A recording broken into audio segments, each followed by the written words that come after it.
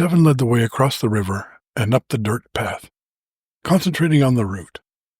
The yellow ropes that had been strung across the path were gone. He did not look through the trees for the others that he knew were there. He didn't want the people watching them to get spooked. Rich, Carl, and Zeke followed, heads down. No one spoke. After a steep couple 100 feet in and out of leafy green trees, mid-sized bushes, and scattered tufts of long grass, the path broadened into a clearing that a jeep could turn around in. From there, the path became a rocky dirt road winding up the ridge. Parallel ruts gouged out by unnumbered spinning tires scarred the road most of its length. Leafy trees gave way to scrub oak and brown underbrush. The heat seemed to intensify with every step away from the icy water of the river. Each step the troop made added to the volume of dust that hung in the air and collected on the roadside greenery. "How much do you think that nugget was worth?" Carl asked Devin as he and Rich moved from single file to walking abreast of Devin. "It didn't weigh more than a couple of grams," Devin responded. "That dude in the camp said you can get a lot more for nuggets," Carl said. "I probably couldn't have got more than $100 for it." "What do you think Ned'll say about us having no gold and losing the dredge?" Rich asked. "Nothing that I'm looking forward to hearing," Devin said. "No way I'm going to Philly now." "Screw him," Rich said. "You can move into my old room at Carter's house." "Old room?" Devin asked. "I'm getting my own place. I'm tired of the whole thing." "I'll take your old room," Carl said. "How much does Carter charge?" "It doesn't matter how much. He's not going to rent to someone without a job, especially not you," Rich responded. "You serious, Rich? You moving out?" Devin asked. "I just won't be comfortable with Robin at his house." "You're moving and you're asking Robin out?" Devin asked. "I've been thinking about what you said the other night. You're right. I don't feel that I deserve Robin because I don't think I can provide for her. I've been hanging out at Carter's house, partying and doing just enough contract work in the refinery to make money to stay high, and I'm not going anywhere. I thought I was having fun, but when you look at it, I'm just burning time. What I really want is Robin. I'm going to move out and take that job at Chevron," Rich said. "And you should go to Philly and see Nanette, whatever the cost." "Going to work for your dad, too?" Devin asked, thrusting one eyebrow high. "Chevron, Exxon, whatever. I've got to have a real job." "If you're not going to be working for that contractor anymore, I could take your job. Then Carter would let me rent your room," Carl said. Rich and Devin shook their heads and did not respond. The troop trudged on through the khaki and red-tinted dirt. The large black horseflies found them again. No one had enough energy to swat at the flies. Blood mixed with sweat and large drops splashed into the powdery dust at their feet as they marched on. It was all very mechanical now. One foot in front of the other. Fatigue robbed them of thought. No daydreams, no talk, just heat, dust, sweat, flies, blood, and footsteps. Another 2 hours passed. Then an asphalt road appeared. Rich filed in behind Devin, Carl behind Rich. They walked in single file up the asphalt road that they had driven on 3 days earlier. The hard roadway set off explosions of pain as each foot dropped in front of the other. Socks that had not been dry for 3 days were now wet with blood and sweat. Zeke, with his head down and no motion in his tail, walked on the dirt shoulder to avoid the hot asphalt. Zeke stopped and turned. His ears shot up and his tail moved a bit. A hushed sound filtered through the trees behind them. The hush built into a low rumble. Everyone stopped and turned to look back down the road. Was it a car? Could it be Carter? Rich pulled his cap off, ran his sleeve across the top of his sweaty head. Devin rubbed dust from his eyelashes. If it was Carter, the long walk would be over. If it was a car, they could wave it down and hitch a ride to cover the last couple of miles of their journey. Maybe it was a logging truck. They could all fit on somehow. The walk could be over. They could finally rest. They had to get a ride. A faded green dust-covered old Vista Cruiser station wagon appeared through the trees, rumbling and smoking its way towards them. Zeke's tail wagged faster. Smiles spread across each of their faces. Devin felt a sense of completeness. The journey was over. Rich began to wave. Carl yelled out, "Yeah!" As the car neared, Devin and Rich walked back next to Carl, filling half of the oncoming lane.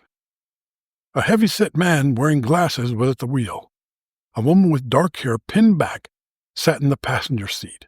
A large golden retriever sat in the back seat with two children about 8 or 9 years old that were leaning forward to see the weary travelers on the road. The car slowed. The occupants smiled with trusting expressions. Devin raised his hands, waving the car to stop. As his arms extended, his unbuttoned shirt opened and the black submachine gun swung out from under, coming to rest in plain sight. The driver's eyes widened as his brow furrowed in fear. The woman let out a scream, thrusting her arms to the dashboard as if to push away. The car roared and sputtered in acceleration, swerving around the troop. As the car sped by, it was filled with screams and looks of terror. "Hey, hey!" Carl cried out. "Give us a ride!" Rich said after the car. Rich looked over at Devin and saw the Tech-9 hanging out of his shirt. Oh, no. Carl saw it then. Devin lowered his hands, then adjusted the strap of the gun to conceal it under his shirt once again. The rumble of the car faded in the distance. "Let's go," Devin said as he turned and started walking again. How much farther could it be, Devin thought. We can't be more than a couple of miles from the place we left the trailer. Carter may be there already. Just then, the sound of a lawnmower seemed to be coming from the direction that the car disappeared to. Devin knew the area better than the other two. He was surprised at the traffic on the road. He'd been out here many times before and never saw another vehicle. Around the bend in front of them wobbled a quad runner with a single rider. The fat, knobby tires squished in the turn. Rich grabbed Devin in an effort to indicate that he should not reveal the gun again. Carl waved his hands and trotted ahead of Rich and Devin. The rider pulled up and stopped. "You gotta help us, man," Carl said to the rider. "We've been walking all day. We need to get back to where we started." "Sure," responded the rider. "I only got room for one."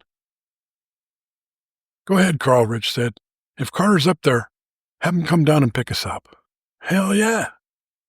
Carl jumped on, sitting on the cargo frame at the back of the four-wheel, balloon-tired motorcycle. The two of them rumbled off. Zeke took off in hot pursuit. Carl turned and yelled at Zeke to stay, to no avail. Zeke lit out after them. The sound of the vehicle faded after a few moments. Devin and Rich were left to the flies and stifling heat. They continued on. "We should have told him about Carter's plan," said Rich.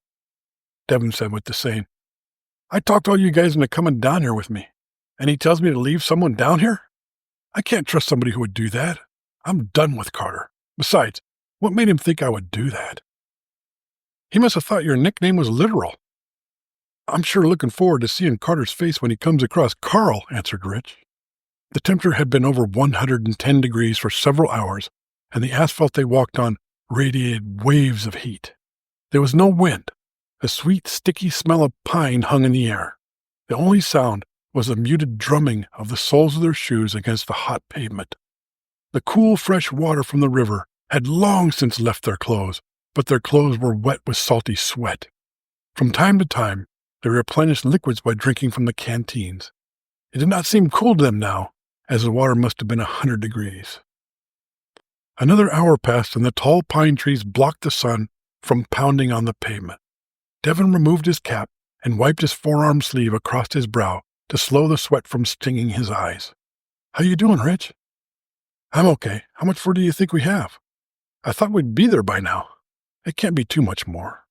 "It's too damn bad we couldn't bring any of the gold out," Rich said. "We gave it a good try." Rich stepped up to walk alongside of Devin. "The Moss Landing job is starting in a couple of weeks. We could work down there and make $8,000 to $10,000 in about 6 weeks. Moss Landing. I met Nanette while I worked that job 2 years ago. That was a great job," Devin said, almost to himself. "I tell you what, how about I give you the money to go out to Philly and see Nanette," Rich said. "Thanks, Rich. I have a couple $100. That should be enough." "Yeah, but how are you going to square it with Ned?" Rich asked. "I don't know right now. Actually, I'm not sure that I really want to go to Philly anymore." "Yeah, you're probably better off just moving on." Devin saw a small gully with water trickling down the center next to the road. He motioned to Rich to help him into the gully to fill a canteen for the rest of the walk.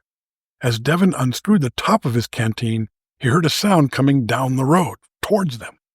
Rich stepped back into the road in hopes of waving down another car. "Yahoo!" Rich claims. "Carter's here!" Carter pulled up. rolled down his passenger window and says to Rich, "Are you the only one left? What the fuck happened down there?" Just then Devin climbed out of the ditch, still out of Carter's sight. He worked his way around the back of the truck to the driver's side and knocked on Carter's window. Carter let out a sigh of relief. "You lose the dog too?" Carter says as he rolls down his window. "No, he took off up the road about an hour ago. I'm sure we'll see him soon," replied Devin. Devin opened the back door and spilled in. Rich climbed into the passenger seat up front. "No gold?" Carter pleaded. "We got a lot of gold. We just couldn't get it out of there," Rich mumbled as his head fell back and he fell fast asleep. Carter looked intently into the rearview mirror to see if Devin would respond. He was out cold, too.